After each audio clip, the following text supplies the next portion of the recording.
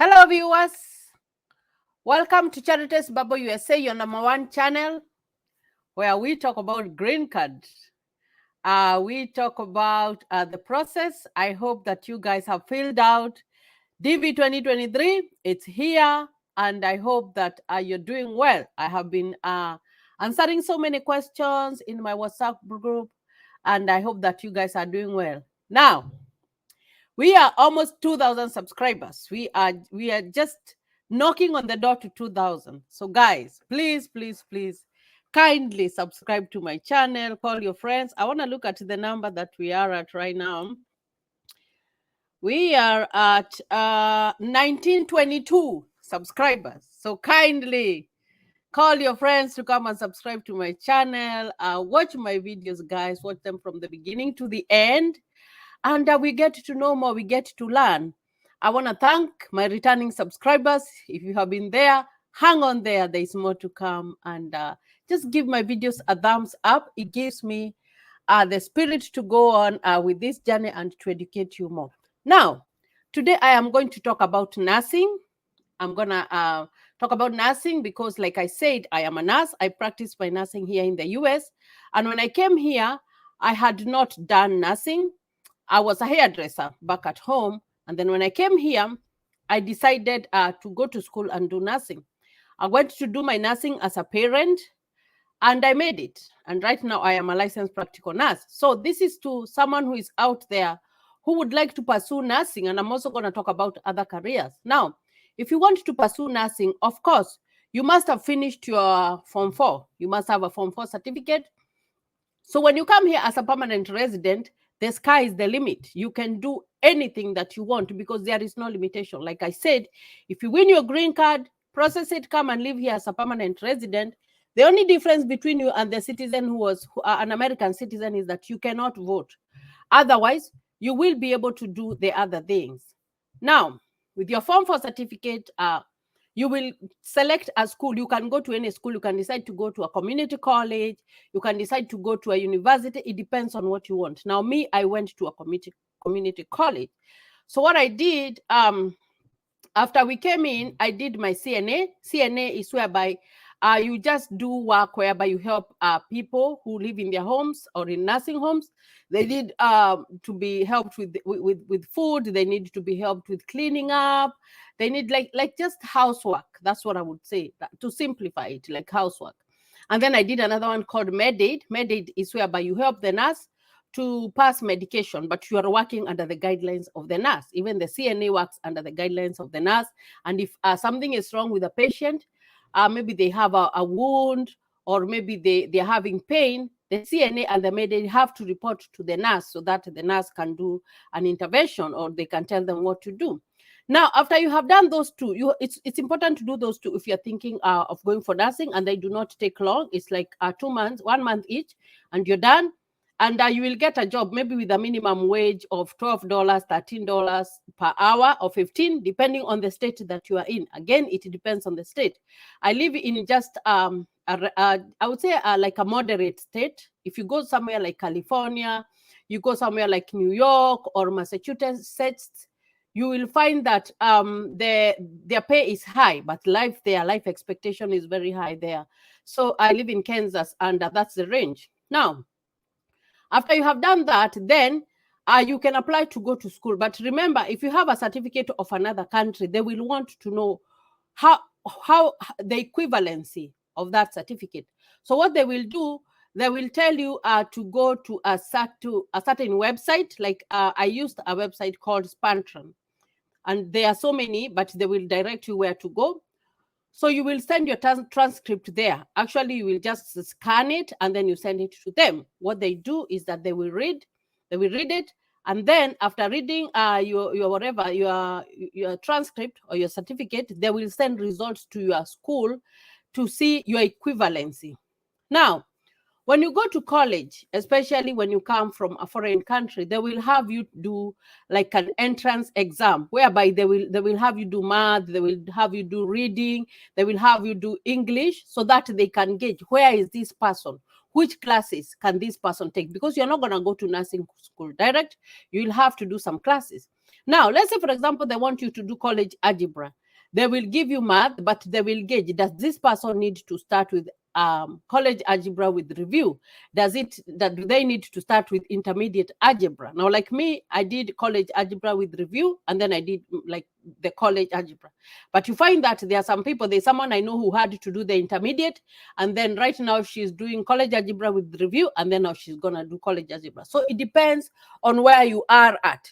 That is how they are going to place you in a class. Now, after you have done the classes that they want, of course, you will do math, you will do English, Comp 1 and Comp 2. You will do another class called psychology. It deals with the human mind, like how the human mind works in different situations. In other words, it deals with the thinking process and adaptation in different kinds of environment. And then you will do a public speaking. Public speaking or speech is like the way I'm talking to you guys, that is public speaking. You will do that. Now, those are called general educations, or they are just like prereqs. But you find that every school has got their own requirements. You'll find that they are, and of course, you'll do anatomy and physiology. Anatomy and physiology, very, very important. And before you do anatomy and physiology, you will have to do biology. That is to remind you before you go to A&P, because A&P can be a little bit, it can be a little bit hard, and you have to remind yourself. Other schools will want you to do chemistry. Other schools will want you to do pharmacology. So it depends on where you are going. Now, after you're done with the classes that they tell you, because they're the ones to guide you on the classes that you are going to do, now you will do a nursing entrance test. A nursing entrance test whereby they will gauge where you will get, but they have a pass mark. They have a pass mark. Now, remember when I was going for my LPN, I did a TIS test.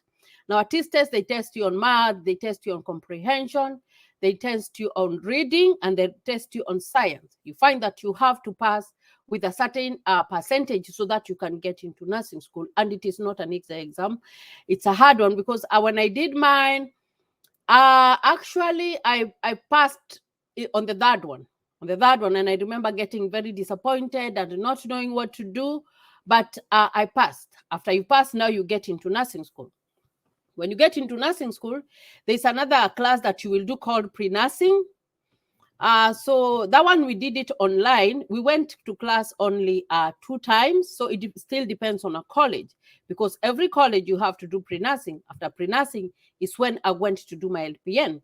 Now, LPN is 2 types. You can do accelerated. Accelerated is whereby you will do with 2 semesters, or you can do like the regular one. The regular one you will do with 3 semesters. It depends on what you want. Now, for example, if you're working and you still have to pay your bills, you still have to take care of your family, you can do the longer one.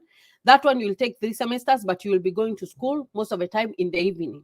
But the accelerated one, you have to go to school from 8 to 4. From 8 to 4, Monday through Thursday, until you're done. Now, when you go to nursing school, there are so many classes that you're going to do. Like you'll do med-surg, you will do something like foundations of nursing. That is the first one that you do. You will do pharmacology, because you have to know about drugs. And because you have to know about drugs, especially in pharmacology, that is why I'm saying, if you had done your med-aid, it's very important, because you will remember those medicines that you are working with in a nursing home. You remember very, very well. Because you find that med-aids, they work in nursing homes, but CNAs can work in the hospital because they are working under the nurse. Now, after you have done those classes, then there's another class, there's another subject called dosage calculation. Now, dosage calculation is done in foundations. Now, that is in the first semester. You find that dosage calculation, you have to get 100%. Like I remember we were given 20 questions and we had to get 100%. It's math. It explains how when the doctor gives you an order, maybe he's saying 1 times 3, one tablet times 3, and maybe you have like 100 tablets. How many do you want to give that patient? Or maybe the doctor has said give 5 ml every 4 hours or every 6 hours. So you have to decide how much you're supposed to give. If it is an injection, you have to decide. So all that math involving the calculations of the medicines that you're giving. And of course, medication is given according to someone's weight. That is why weight is important. How much does that weigh? It depends with what the doctor is going to prescribe. So that dosage calculation, you have to get 100%. Otherwise, if you do not get 100%, you are not going to go to the next level. Now, after you're done with that, then you do foundations and you do the other classes. You will go to the second semester, and then you will do like 4 more classes, and then you will come to graduate. Of course, there is also dosage calculation in the second semester, but it's not that hard. It is not like the first one. So after you are done now, 2 semesters, you're doing the accelerated one. You can no, then you will graduate and become a licensed practical nurse like me. Now, you find that a licensed practical nurse is a nurse, but there are some things that you cannot do. For example, you cannot do blood work, if someone is having a transfusion, you cannot do that one. If someone is having something like chemotherapy medication, you cannot do that. If someone is having something like a blood thinners, the medication that is used to thin blood, you cannot deal with that, especially if it's IV. And even if as a license you become IV certified, because I am IV certified, you find that I cannot do something to do with blood. And the veins that a licensed practical nurse deals with are the superficial one. You cannot do like a vein that goes direct to the heart. So those are the limitations. But it doesn't mean that you are not a nurse. You're a nurse, but at a certain level. And remember, here in the US, you must practice within your scope. You must practice within your scope. There is no way that I am an LPN and I will start saying that I am an RN. It doesn't work like that. There is no way that I am an LPN. I will go and open a clinic and say that I am a doctor. No, it does not work like that. You have to work within your scope because you get a license. Because after you have graduated, graduation, you have to go and do a board test. A board test is not done in school. It is done outside.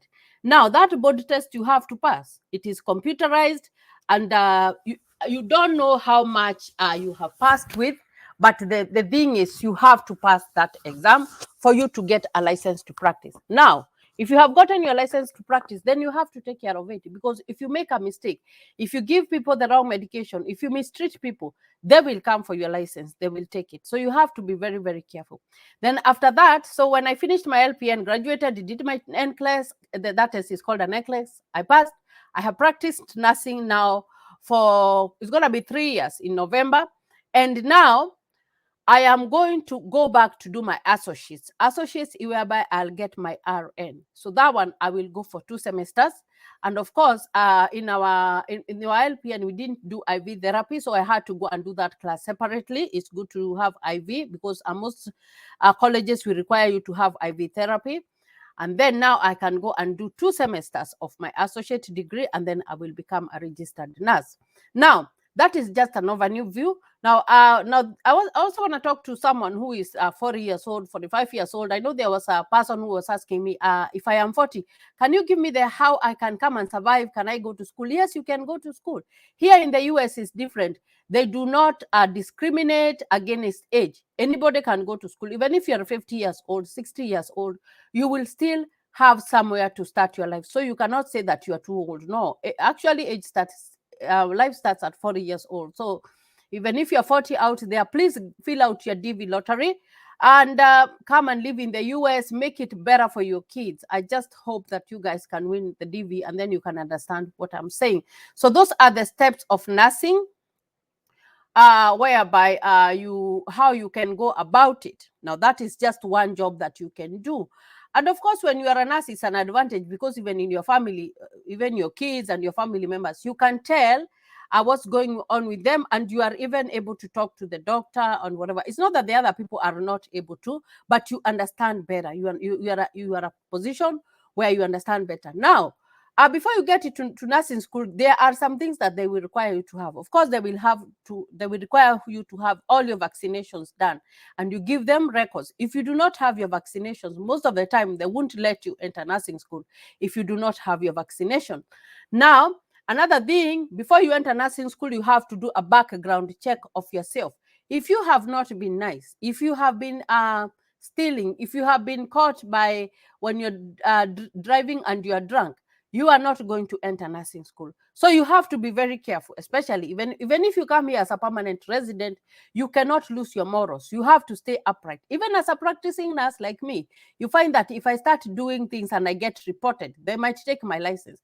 So you have to be very careful. It's not like you find that sometimes, and I'm going to talk because I came from Kenya and I had my own experiences, whereby you go to the hospital and the nurse is shouting at you, or some of them are even close to beating you up, or some of them are just ignoring you. We do not do that here in the US, because that one, they will come after your license and they will take you, and you do not want them to take your license after you have worked so hard. Nursing school, it is not, I wouldn't say that it is hard, but it is hard for those people who do not study, because you have to sit down and study and study and study and get that material. So guys, you can come and do nursing, and I'm going to talk about other jobs that can be done. So I've decided to start with nursing because that's what I'm doing, and I'm still going back to school. And another thing is that you must have a perfect support system. Like me, I have a very perfect support system. And if you do not have a support system, then you can go to the prolonged class, whereby you'll be going to class for 5 hours and then you can still work. Okay. And of course, when you're a permanent resident, there are avenues whereby you can go and ask them to pay for you. There are so many places. Like I remember when I did my CNA and my Med-Aid, I didn't pay anything. I was paid for by a certain organization. And they also help with child care depending on your income. So there is nobody everybody can go to school, and you can succeed. So that is one of the things that I want to talk to you about. I'm going to talk to you about more careers that you can undertake when you come here in the US.